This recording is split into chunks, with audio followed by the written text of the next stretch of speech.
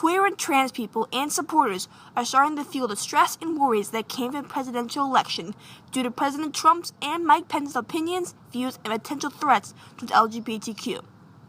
Many people are not only scared of the man voted to lead the country, but of the country as a whole.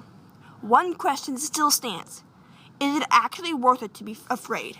I am definitely scared for our country just because, it's scary that all of these people have chosen people like Trump and Pence to do this, and Pence is, a supporter of conversion therapy and electroshock therapy, which I think is horrible. That's my friend ZJ.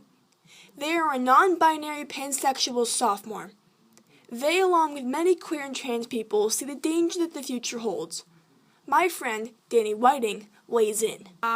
It kind of is a little nerve-wracking because of the ideas that Mike Pence comes into the office with the ideal of putting in conversion therapy and electroshock therapy, which I know personally that he can't do because of other constitutional laws against child abuse and such. But it's really nervous to know that, and to know that people out there believe in that and could try to do horrible things to me. Many queer people are terrified of not only the thought of going to conversion camps, but of what could change. It's scary, I think, mostly because we don't know. However, Pence has had Pence does lead us to some ideas about where this might go. Pence has been outspoken for conversion therapy in his state. Pence has had a whole series of legislation that I can't think of off the top of my head. But I think that it's been hard because we haven't actually, and nothing's been articulated. And so the only thing that we really have to go by are Pence's own policies that he put in his state, which have been pretty terrifying for gay and trans people and queer people.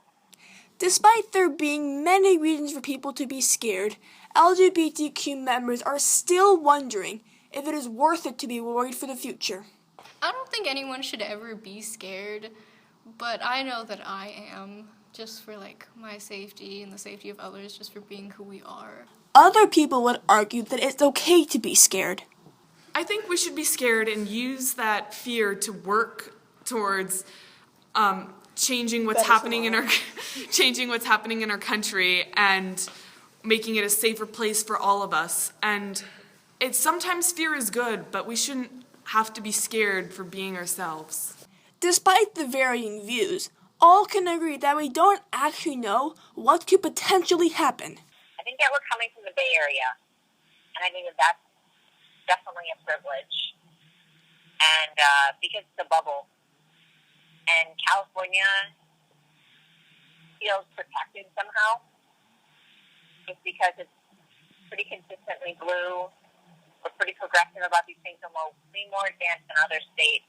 But I think that queer and trans people, particularly those in other states, should be afraid. Pence's policies have been pretty straightforward for being homophobic, and Queer and trans people have experienced many struggles. However, many are still torn between whether or not it is worth it for them to be scared. For the Woodside World, this is Kiki Keppen.